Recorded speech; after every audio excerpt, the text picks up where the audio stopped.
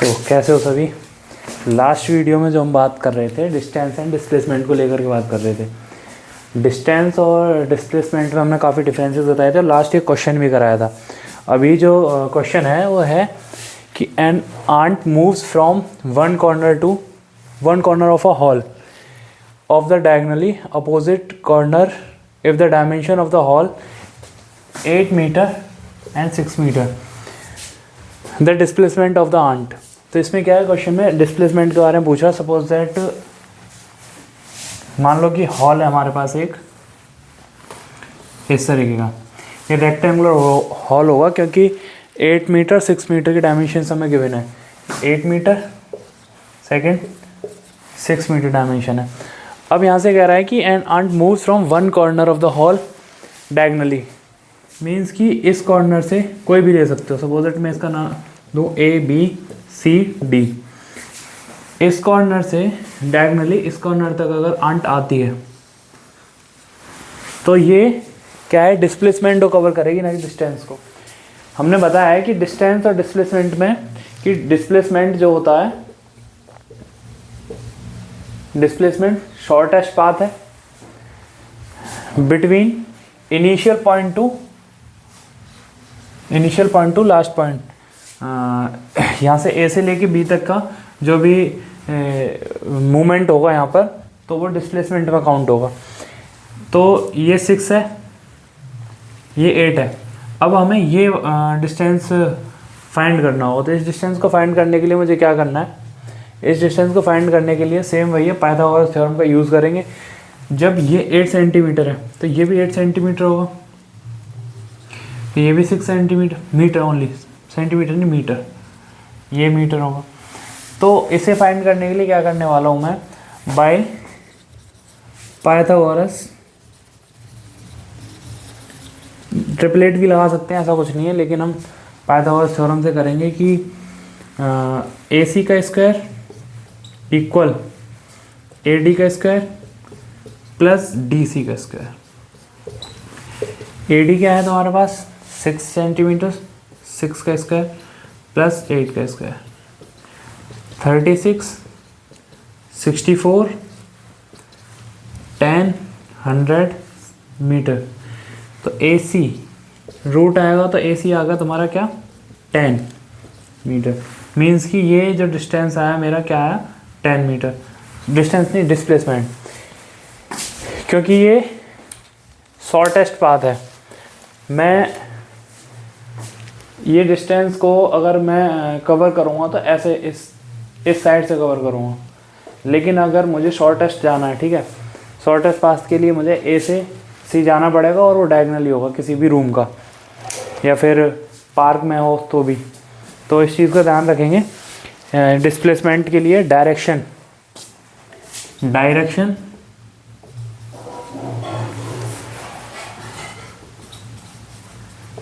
Plus magnitude दोनों की need है, तभी ये क्या है, वेक्टर क्वांटिटी है, वेक्टर है, क्या है, वेक्टर क्वांटिटी। तो डिस्प्लेसमेंट को हम ऐसे क्या करते हैं, डिनोट करते हैं, और इसका जो कम्प्लीटली साइन होगा वो इस तरीके से होगा, एक डायरेक्शन को शो कराने के लिए डिस्प्लेसमेंट का। अभी नेक्स्ट क्वेश्चन देखेंगे।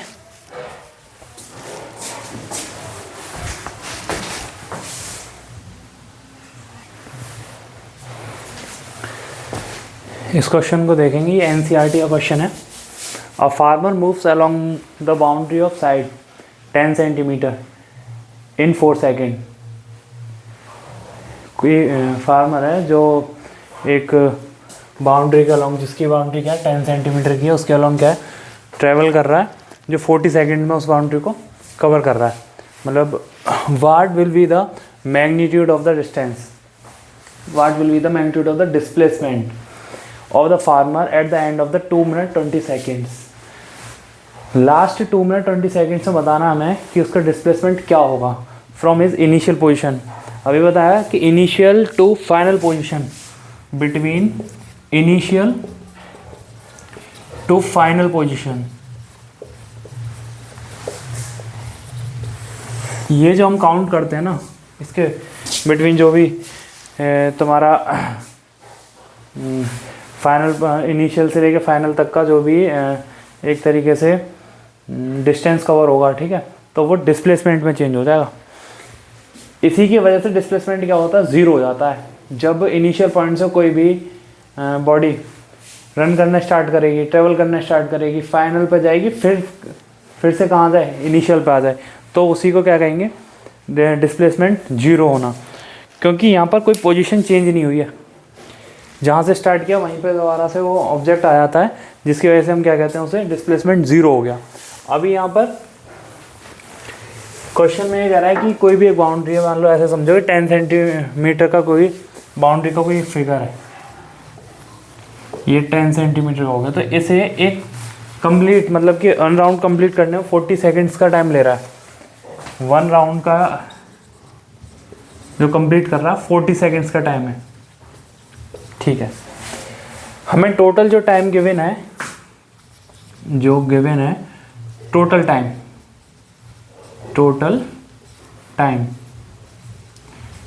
टाइम है हमारे पास 2 मिनट 20 सेकेंड्स। अब सबसे पहले ना इस चीज़ को ध्यान रखेंगे कि जो 2 मिनट 20 सेकेंड्स है और यहाँ पर 40 सेकेंड्स है, तो मतलब यूनिट सेकेंड्स में, तो इसको सेकेंड्स में भी चेंज कर लो। 2 मिनट्स का मतलब हो गया तुम्हारा 120 seconds plus 20 seconds means 140 seconds. Total time होगा तुम्हारा 140 सेकेंड्स। अब एक राउंड कंप्लीट कर रहा है 40 सेकेंड में, तो 2 राउंड के लिए कितना टाइम लेगा, 2 राउंड के लिए अब इतना ही बढ़ जाएगा, 80 हो गया, 80 सेकेंड। 3 राउंड के लिए फिर से क्या हो जाएगा, कितना टाइम कंज्यूम करेगा, फिर से 40 ऐड करेंगे तो कितना हो जाएगा, ये 120, ठीक है। अब हमें 120 सेकेंड्स तक तो ये डिस्टेंस को कवर कर चुका है, मतलब 3 राउंड्स में। हमें कितना चलाना है, ये 140 सेकेंड्स तक। तो 140 सेकेंड्स चलाने के लिए ज़रा मुझे बताओ इसमें क्या ऐड करना पड़ेगा, 20 ऐड करना पड़ेगा। मीन्स कि अभी 40 ऐड कर रहे थे, फिर 40 ऐड कर रहे थे, जस्ट इसका हाफ ऐड कर रहे हैं, तो क्या हो जाएगा ये 140। जब यहाँ हाफ ऐड कर रहे हैं तो क्या ये 3.5 राउंड नहीं चलेगा। मीन्स कि 1 राउंड कंप्लीट किया, फिर 2 राउंड कंप्लीट किया, फिर 3 राउंड कंप्लीट किया। लेकिन अब जो लास्ट राउंड रह गया इसका, ये कंप्लीट ना चल के क्या चलेगा, हाफ। मीन्स कि ये ऐसे जाएगा और यहाँ जाकर रुक जाएगा, तो इसका ये क्या होगा, डिस्प्लेसमेंट होगा।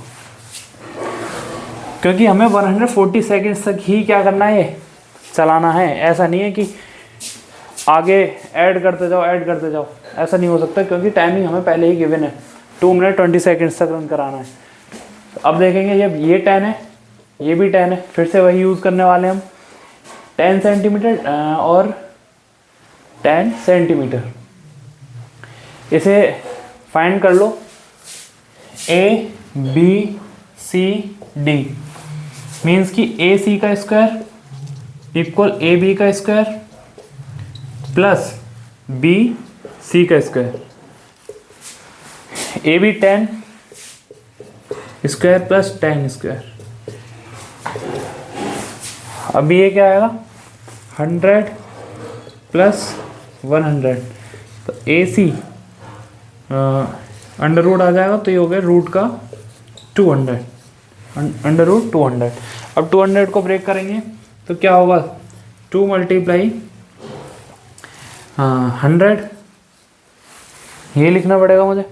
और इसे क्या लिखूँगा मैं, तो 100 मतलब ये हो जाएगा, ऐसे यूज़ कर सकते हैं हम इसको, 10 मल्टीप्लाई 10 का तो स्क्वायर बन रहा है, तो 10 क्या होगा, ब्रैकेट से रूट से बाहर आएगा और रूट 2 अंदर ही रह जाएगा।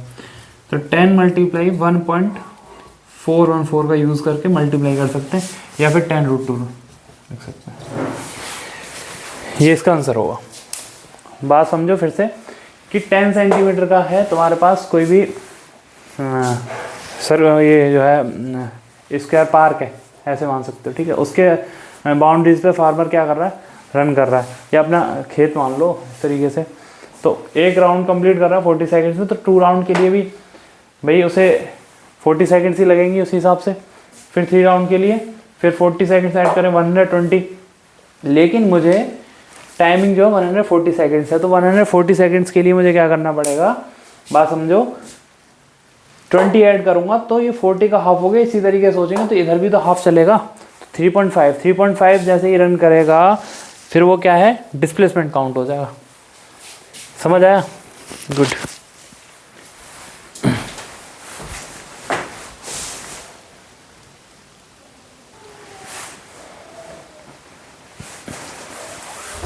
तो इस क्वेश्चन को देखेंगे सभी। A signal from spaceship reached the ground station in 5 minutes. 5 minutes मतलब कि एक सिग्नल को स्पेसशिप से क्या कर रहा है, ग्राउंड पे छोड़ा जा रहा है, और इसमें जो टाइमिंग जो यूज़ हो रही है 5 minutes. What was the distance, question में पूछ रहा हूँ हमसे डिस्टेंस बताओ क्या होगा, है ना। If the spaceship from the ground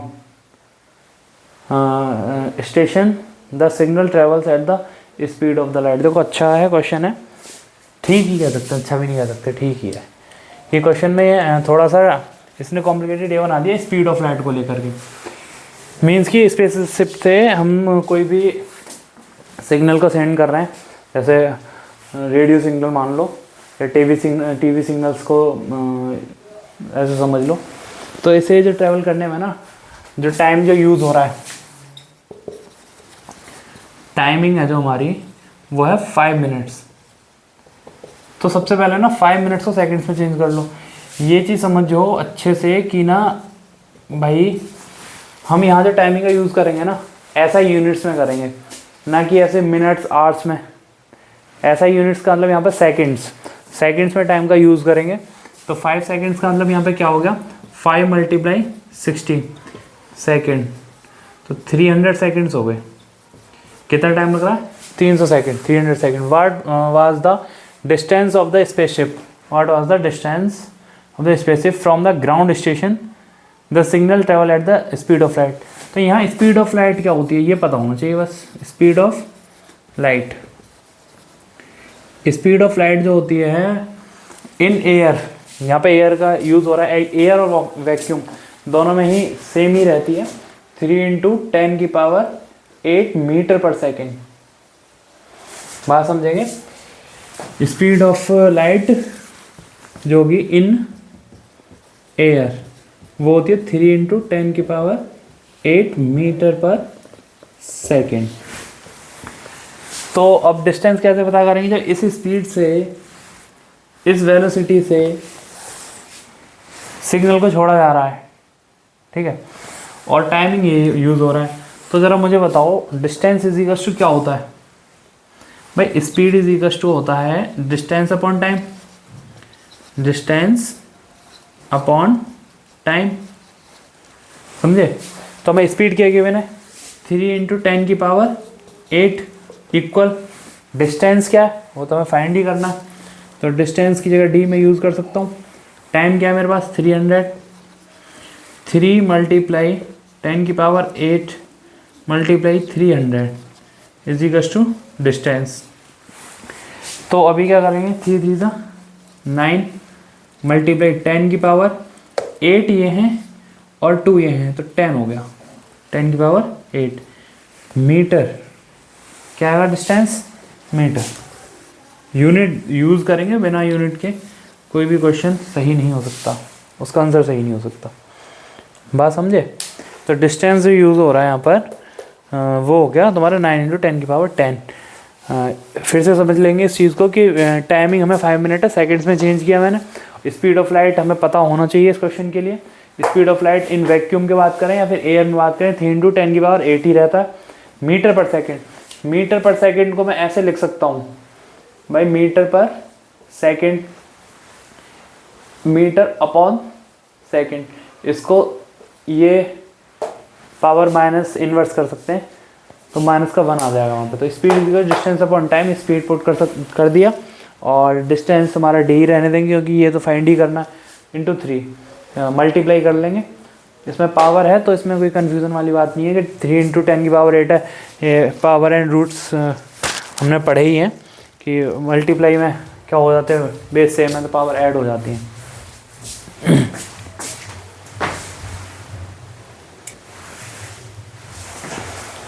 तो एक क्वेश्चन है, the ratio of magnitude of displacement to distance is always. तो ये क्वेश्चन ऑप्शन दिए हुए हैं, इसमें ऑप्शन टिक करना है। तो इसके लिए ना डिफरेंसेस पता होनी चाहिए हमें डिस्टेंस और डिस्प्लेसमेंट में, क्या डिफरेंसेस हैं। तो जैसे हम बात कर रहे हैं डिस्टेंस और डिस्प्लेसमेंट को लेकर के, ये में डिस्टेंस और ये डिस्प्लेसमेंट। तो सबसे पहले तो यही है कि भाई स्केलर क्वांटिटी है, क्या है, स्केलर है, और ये क्या है, वेक्टर है, ये वेक्टर। और ये ज़ीरो हो सकता है, नेगेटिव हो सकता है, पॉजिटिव हो सकता है, ठीक है, लेकिन ये हमेशा पॉजिटिव रहेगा। इसको डिस्टेंस हमेशा एक्चुअल पाथ होता है, क्या रहता है, एक्चुअल पाथ, बट ये शॉर्टेस्ट पाथ होगा, शॉर्टेस्ट पाथ। ऐसा ही यूनिट के बारे में बात करें, डिस्टेंस मीटर और इसकी भी क्या होगी, मीटर, दोनों। ये अपर वर्जन है इसका, ऐसे समझ सकते हो, ठीक है। डिस्टेंस का अपर वर्जन क्या है, डिस्प्लेसमेंट। ये जो एक तरीके से डिस्टेंस के बारे में बात कर रहे हैं, यहाँ पर जीरो क्यों हो रहा है, सॉरी डिस्प्लेसमेंट में जीरो क्यों हो रहा है, अभी बताया था। ये बिटवीन, ये जो डिस्टेंस जो होता है इसका, डिस्प्लेसमेंट जो होता है वो इनिशियल टू फाइनल पॉइंट पे होता है। फाइनल पॉइंट, कोई भी ऑब्जेक्ट जिस पॉइंट से स्टार्ट करता है उसी पॉइंट पे आके रुक जाए तो उसका डिस्प्लेसमेंट क्या हो जाएगा, ज़ीरो हो जाएगा, क्योंकि वो इनिशियल, ऐसे समझ सकते हैं जैसे अर्थ के बारे में बात कर रहे हैं कि अर्थ एक राउंड जो पूरा करती है 365 डेज में कर रही है, ठीक है। अभी न्यू ईयर अभी गया ही है रिसेंटली। तो यहाँ पे क्या हो रहा है कि जो अर्थ का जो वर्क डन है ना, हम ज़ीरो काउंट करते हैं अर्थ का जो वर्क डन है। अब सपोज दैट कि अर्थ यहाँ से चलना स्टार्ट कर रही है, तो फिर यहीं पे आके फिर से क्या करती है, मूव करना स्टार्ट कर देती है, फिर से बार बार यही उसका पैटर्न रहता है। तो हम क्या यूज़ करते हैं यहाँ पर कि वर्क डन इजिकल्स जो होता है F इंटू एस रहता है। मीन्स दैट कि अगर m मास की कोई बॉडी है, उस पर फोर्स अप्लाई कर रहे हैं और डिस्प्लेस हो जाती है वो, ठीक है, तो ये वर्क डन हो गया। अब अर्थ भी क्या है, यहाँ पे वर्क डन कर रही है, तो यहाँ जो डिस्प्लेसमेंट आ रहा है ना, ये इसके वर्क डन को क्या बना देता है, ज़ीरो बना देता है, क्योंकि इनिशियल से जा करके फिर से वह क्या है, इनिशियल पॉइंट पे आगे मिल जाती है। बात समझ रहे हो, जिस पॉइंट से उसने स्टार्ट किया था अर्थ ने मूव करना, और फिर बाद में उसी पॉइंट पे आगे हो क्या है, बाद में भी उसी पॉइंट से होके निकलती है। तो इस वजह से क्या होता है कि डिस्प्लेसमेंट यहाँ पे ज़ीरो हो जाता है। तो यहाँ पे ये चीज़ पता है कि डिस्टेंस और डिस्प्लेसमेंट के बारे में, स्केलर है, वेक्टर है, पॉजिटिव रहता है डिस्टेंस, एक्चुअल पाथ होता है, लेकिन डिस्प्लेसमेंट ज़ीरो, नेगेटिव और पॉजिटिव दोनों हो सकता है, और ये शॉर्टेस्ट पाथ है। और ये जो है डिस्टेंस बिटवीन क्या है, इनिशियल टू फाइनल पॉइंट के बीच में रहता है। और अभी क्वेश्चन है ना ये वाला, the ratio of the magnitude. तो इसमें ऐसे समझो कि पहला जो ऑप्शन है हमारे पास, डिस्टेंस ग्रेटर देन डिस्प्लेसमेंट, कैसा हो सकता है, डिस्टेंस ग्रेटर देन डिस्प्लेसमेंट। हाँ भाई, डिस्टेंस ग्रेटर देन डिस्प्लेसमेंट हो सकता है, कोई दिक्कत नहीं है। क्योंकि अगर ये कोई फिगर है, अगर यहाँ डिस्टेंस काउंट करता हूँ मैं, इस पॉइंट से इस पॉइंट पे आऊँ ऐसे करके, तो डिस्टेंस, अगर यहाँ इसी फिगर में डिस्प्लेसमेंट के बारे में बात करूँगा तो ये डिस्प्लेसमेंट होगा। तो बताओ डिस्प्लेसमेंट क्या हो जाएगा, greater than distance, greater then हुआ ही नहीं हुआ, डिस्प्लेसमेंट से हुआ। अब डिस्टेंस इक्वल डिस्प्लेसमेंट हो सकता है भाई, जब इस पॉइंट से इस पॉइंट पे जाने का मेरे पास केवल यही रास्ता और कोई है ही नहीं, समझे। ए से सी तक के लिए मुझे केवल यही रास्ता है और है ही नहीं है, तो मूवमेंट भी तो मैं यही करूँगा, तो डिस्टेंस और डिस्प्लेसमेंट यहाँ पे क्या हो जाएगा, सेम हो जाएगा, चेंज नहीं हो सकता। दूसरा, distance greater than and equals to displacement, ये है, बिल्कुल सही बात है, क्योंकि डिस्टेंस लेस देन डिस्प्लेसमेंट कभी नहीं होता, ऐसा नहीं हो सकता भाई, समझे। तो यही कंडीशन फुलफिल हो पा रही है कि डिस्टेंस ग्रेटर देन और इक्वल होगा किसके, डिस्प्लेसमेंट के। अभी एक लास्ट क्वेश्चन है जो एक अच्छा क्वेश्चन है NTSC में, बोर्ड का क्वेश्चन जो अभी मैं सॉल्व कराने वाला हूँ। क्वेश्चंस तो काफ़ी अच्छे अच्छे आने वाले हैं क्योंकि अभी वेलोसिटी, एक्सेलेरेशन, काफ़ी कुछ पढ़ना है मोशन के बारे में। तो इसमें एक क्वेश्चन है कि एक सर्कुलर पाथ है, एक ऑब्जेक्ट इस सर्कुलर पाथ पर ये पॉइंट बनाए हुए हैं कि A point, B point, C, D। कोई ऑब्जेक्ट है जो इस सर्कुलर पाथ पे रन कर रहा है। तो यहाँ से क्वेश्चन में पूछा हुआ है कि हमारे पास इसका ना रेडियस गिवन है, इसकी जो रेडियस है वो 7 सेंटीमीटर है। फिर कह रहा है कि फाइंड डिस्टेंस एंड डिस्प्लेसमेंट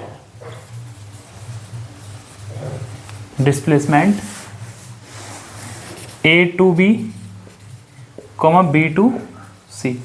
तो मैं A to B तक का फाइंड करके तो मैं बताऊंगा, उसके बाद खुद से करना। इसमें क्या है कि रेडियस 7 सेंटीमीटर है, तो A से B तक के लिए अगर मैं फाइंड करता हूँ, A से B के लिए डिस्टेंस, सबसे पहले क्या डिस्टेंस, A से B का डिस्टेंस फाइंड कर रहा हूँ, तो डिस्टेंस मेरा ये होगा, इसको मैं ज्वाइन कर लूँ। तो अभी यहाँ पे देख पा रहे होंगे कि सर्कल का ये 1/4 पार्ट है। तो जब ये 1/4 पार्ट है, इस बाउंड्री को कवर कर रहा है ट्रेवल करके, तो ये सर्कमफेरेंस हुआ इसका। तो ये सर्कमफेरेंस हुआ, तो मुझे पता है कि सर्कमफेरेंस क्या होता है। सर्कमफेरेंस होता है तुम्हारा 2πr, बट इसका सर्कमफेरेंस क्या होगा, ये 1/4 पार्ट है तो इसका सर्कमफेरेंस होगा 1/4 इंटू 2πr। तो 2 1 2 2 2 4 1/2πr, फिर से वही आ जाता है। तो 1/2 22/7 मल्टीप्लाई 7 से 7 कट हो गया, 11 टाइम से कट हो गया, मीन्स कि 11 सेंटीमीटर तुम्हारा क्या आया, A to B का डिस्टेंस। ये क्या हो जाएगा तुम्हारा 11 सेंटीमीटर। अब हमें फाइंड करना है A to B displacement. Displacement find करने के लिए मुझे क्या करना होगा, डिस्प्लेसमेंट के लिए मुझे initial point two final point जाना होगा। तो इनिशियल पॉइंट मेरे पास A है और फाइनल पॉइंट B है। तो इनिशियल फाइनल पॉइंट एक पर्टिकुलर डायरेक्शन में, ये कर्व नहीं लेने वाले। ये कर्व अगर तुम यूज़ करोगे तो ये किसकी तरह काम करेगा, ये डिस्टेंस की तरह वर्क करेगा। लेकिन अभी मुझे डिस्प्लेसमेंट A से B इस तरीके से बनाना होगा। तो ये मेरा शॉर्टेस्ट पाथ हो गया और एक पर्टिकुलर डायरेक्शन में, है ना। तो इसके लिए मैं क्या करूँगा, ये 7 सेंटीमीटर, तो ये भी 7 सेंटीमीटर होगा, इसे O कंसीडर कर लें। अब मुझे फाइंड करना है, पाइथागोरस थ्योरम यूज़ कर सकता हूँ मैं। AB का स्क्वायर इक्वल AO का स्क्वायर प्लस OB का square. AB 7 square plus 7 square, तो ये हो गया 49 प्लस 49। तो इसे क्या लिखूँगा अभी मैं कि 18 898। तो ये AB का स्क्वायर कितना आया, √98। तो √98 को लिखना पड़ेगा क्या, 98 के फैक्टर यूज़ कर लो। और इसे एलसीएम नहीं बोलते भाई, सभी समझ लो। किसी से भी फैक्टर के लिए बोलते हैं तो एलसीएम फाइंड करना है, ऐसा नहीं होता, इसे फैक्टर ही बोलते हैं, ठीक है। प्राइम फैक्टराइजेशन कहते हैं इसे। 2 4 8, 2 9 18, 7 7 49, 7 1 7, समझे। तो यहाँ पे 7 मल्टीप्लाई 2 यूज़ कर सकता हूँ। बात वही है, यहाँ से भी सीधे सीधे फैक्टर बन रहे थे, लेकिन मैंने ये तुम्हें करके दिखा दिया, इससे समझ आ सके। 7 7 49, 49 मल्टीप्लाई 2 कर सकते हो, यहाँ से भी हो जाएगा। तो 7 का तो क्या बन गया, पेयर बन चुका है, तो 7√2 हो गया।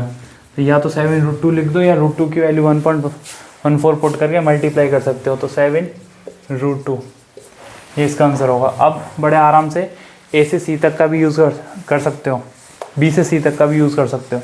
तो यहाँ से सेम वही चीज़ फाइंड करनी पड़ेगी, ये ऐसे इतना यूज़ करोगे केवल, ठीक है।